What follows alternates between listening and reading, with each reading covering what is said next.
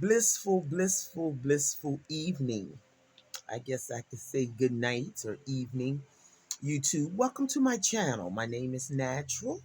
For those that are new to my channel, my name is Natural Mutesi or Nokukanya.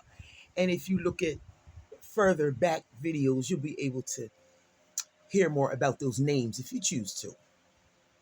So either one is fine. I embrace all three of them. I am truly honored.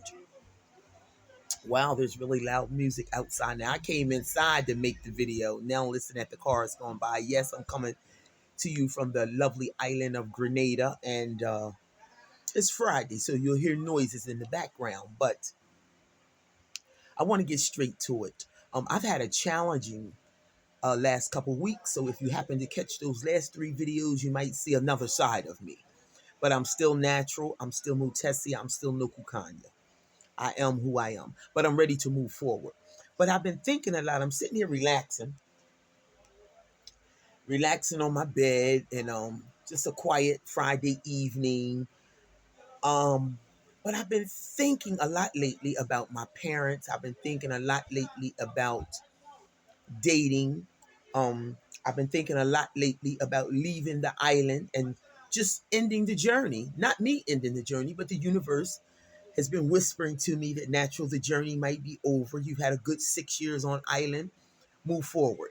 A lot of things are happening. I'm finishing up my second master's degree. I really want to exercise some things that might can't happen here. Well, I guess they could happen anywhere. I would love for them to happen, but I'm talking about to a certain degree.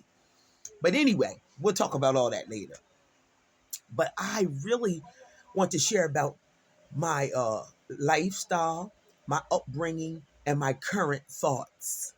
That's what I would like to share about because it coincides with the channel. The channel is out about uprooting, one uprooting themselves, traveling, moving to another country, embracing another country's culture, tradition, making it your own, and just living your life. So sometimes we have to move around. So any thoughts that we have along the journey, I really believe should be shared because we think a million thoughts in a day and we can change our mind at any given time. But anyway, when I was younger, and it's been on me heavily. So when I was younger, right? Um, my mother and father, I come from a two-parent household, and I'm number nine, and seven girls and two boys. Some of them have transitioned now, and some of us are still here. Anyway, I'm the last born of the clan. So my entire life, and I mean entire life, and I don't remember one moment where I didn't witness this until they transitioned. I watched my mother literally chase. This is story time, by the way. So let me just make it clear. It might get a little long, but if I see this getting a little long, what I will do is make a part two. But I guarantee you, if you watch it from the beginning to the end, you're going to want to hear this one. And I would love to feel y'all's energy on this one. You don't have to agree. Everybody won't agree. But I would still like for you to share your thoughts. We can agree to disagree. You ever heard that? Agree to disagree? So it's room for everybody's thoughts.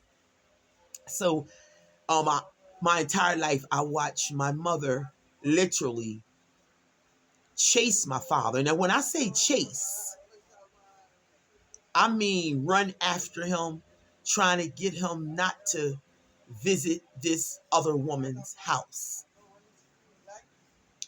And my father was a great provider. He just loved this other woman just as much as he loved my mother. And she really tried to chase him on payday. Like every Friday. Oh gosh. She would be chasing him up and down South Bridge, road. And I had a sister, Edwina. She transitioned now. She had sickle cell. So she was always with one of us. So she was always with my mom a lot of times when my mom was chasing I mean, zooming through the streets, the back streets. She'd catch him coming down from his job, going to the woman's house. She'd catch him at the woman's house. He would just come out and get in his car and leave. She'd catch him, catch him, catch him, catch him, catch him, catch him. All my life, we know about this other woman. Now, this just gets long. So I've been thinking about that lately, and even when he died, which has been many years now, when he died, the woman was in the back of the church. So I remember turning around and saying, Mom, the woman is in the back of the church. Should I ask her to come up closer? She looked at me like, if you do, I kill you. That's how she looked at me. But the bottom line was, I think the part that me as a child, not so much looking at him cheating on my mom, because that's the words that we used back then, cheating. We didn't know nothing about, I didn't anyway. I didn't know nothing about polygamy, polygyny, polyamory. I know nothing about none of that. Yes, we did. But we was taught like everything else, like incest and everything else, that it only happens to white people.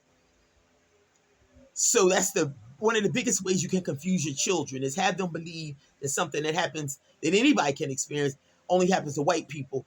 And they'll go through life with those issues and experiences because they're going to be looking at themselves saying, wait a minute, we're not white. So anyway, so the chasing went on an entire lifetime, literally. Everybody knew about the other woman.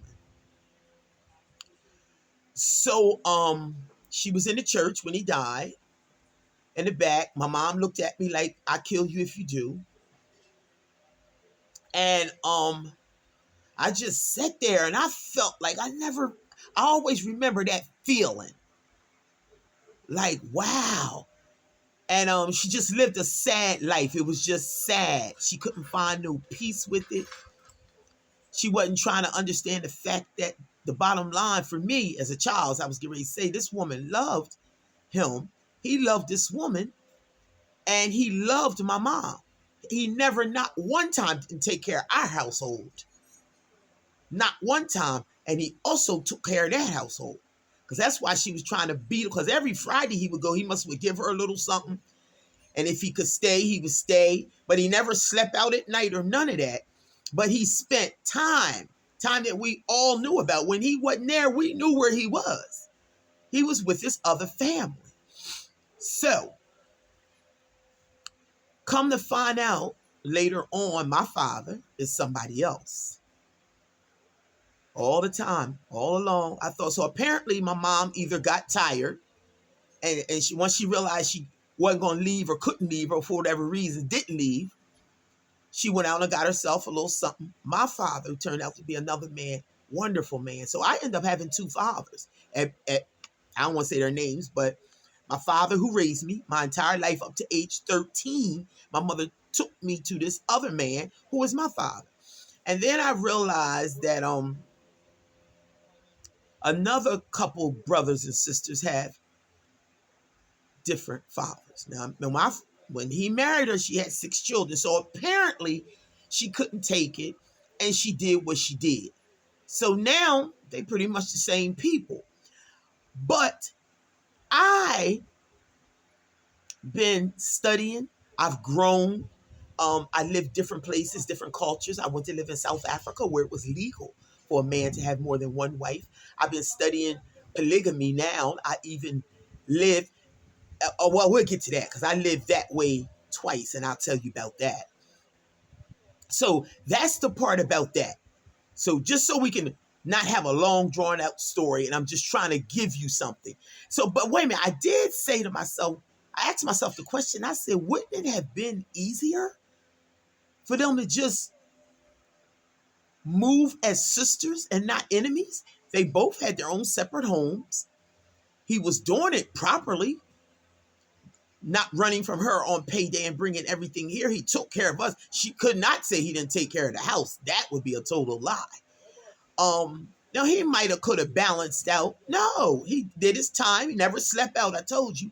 I thought he did it properly. If I had to see a proper example of polygamy, the only thing missing was the fact that he couldn't introduce them to each other and they moved like sisters opposed to enemies. So that's one side. So now some years ago, I actually lived that way twice. And I'm telling you, let me take my nose ring out, excuse me.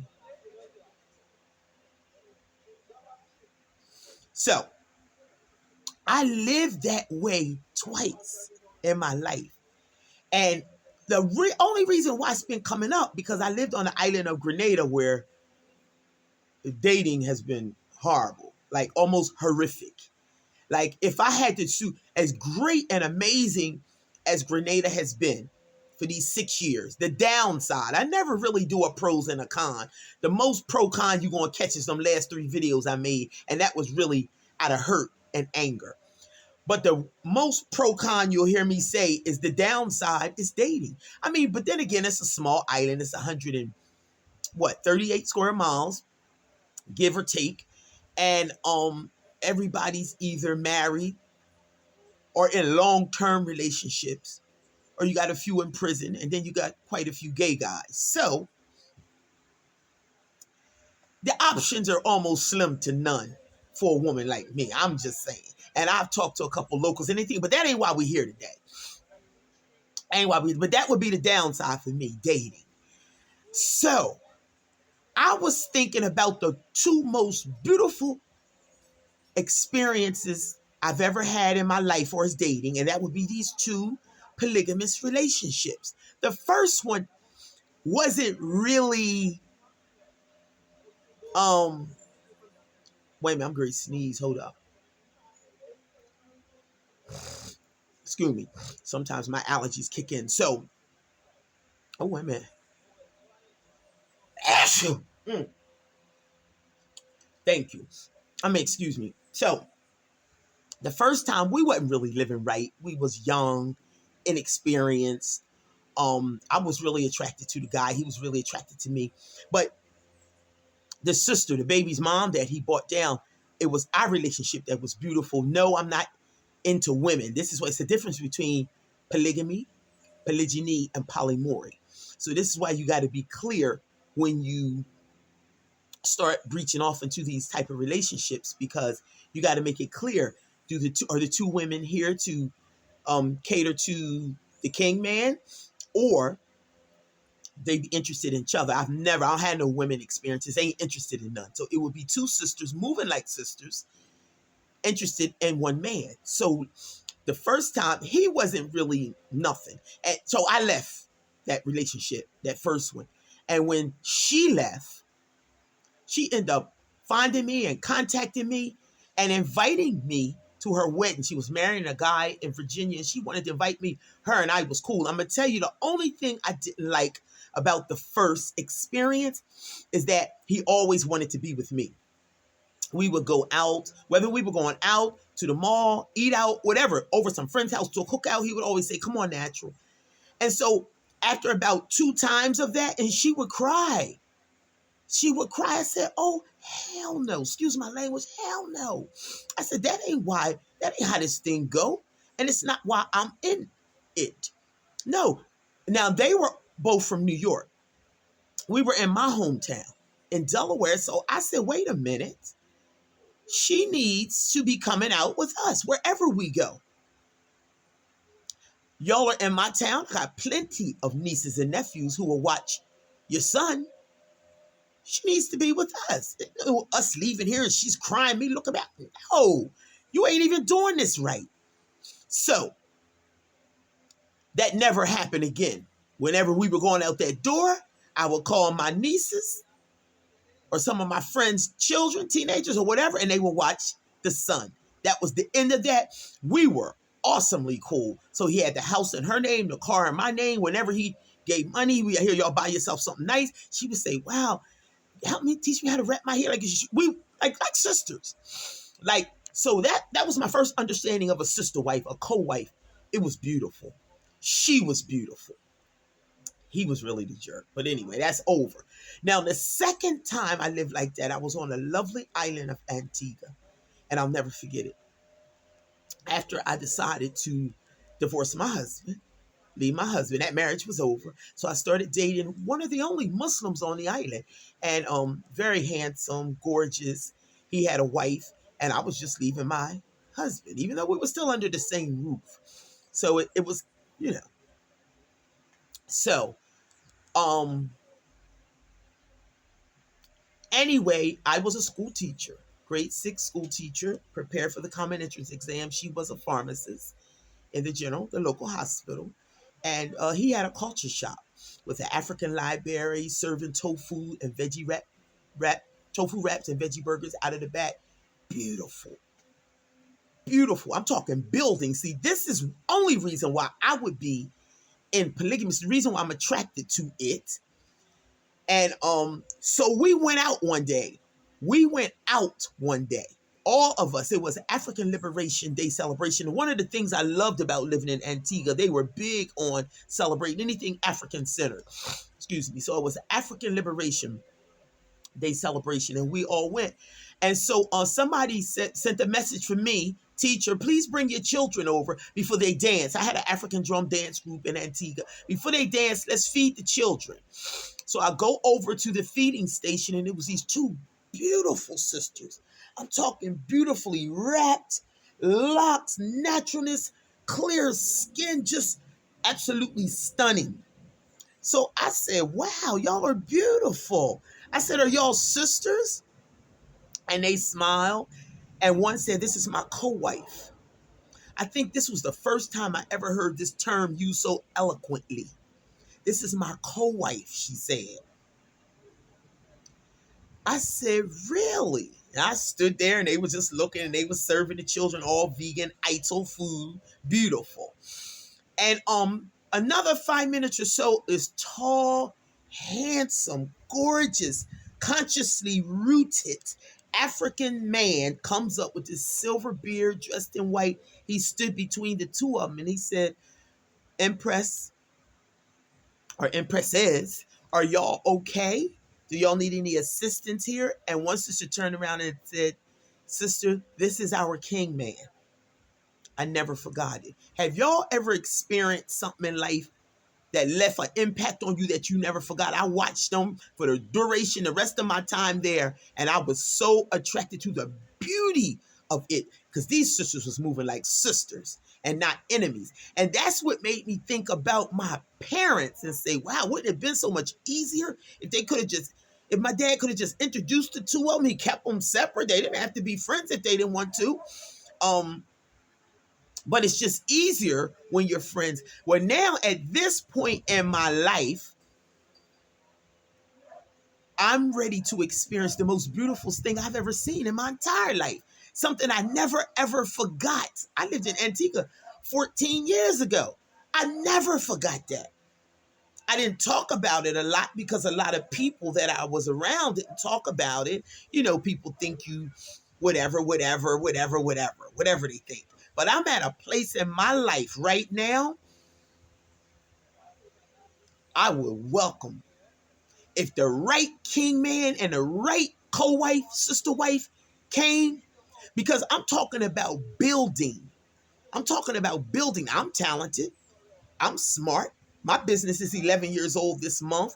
She would have to be talented and smart and ready to build. He would have to be talented and smart and ready to build, just like I know it. I'm telling you, I'm putting it out to the universe.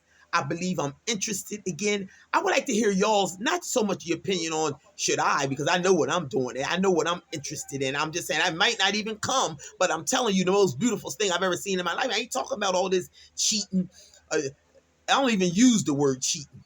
It's the nature of a man. You can call it cheating.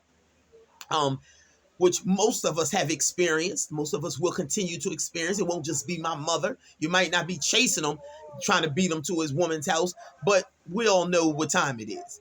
So we can live that, or we can begin to build properly, because it's difficult out here. It would be nice. I don't want to be doing it all by myself anymore. I'm serious. I'm telling. It would be beautiful. Oh, I'm talking about making all our clothes. I'm talking about being creative. I'm talking about starting a business. Like for about at least 8 years, I've been thinking how bad I need a business partner. But you can't just bring anybody into a business. First of all, you got to find somebody to trust, somebody that's available, somebody that's flexible. Imagine having a co-wife and y'all build the business together, or she come in, add whatever she want to add, and expand the business, and then the king man come with something. I'm talking about building. I don't know what everybody else talking about, but it's more to it. It's more to it. There's some pieces between the pieces that I would love to continue to share. So I'm gonna have to make this a part 2. So look out for part 2. Love and respect. Share your thoughts. Please like, subscribe, and share. And until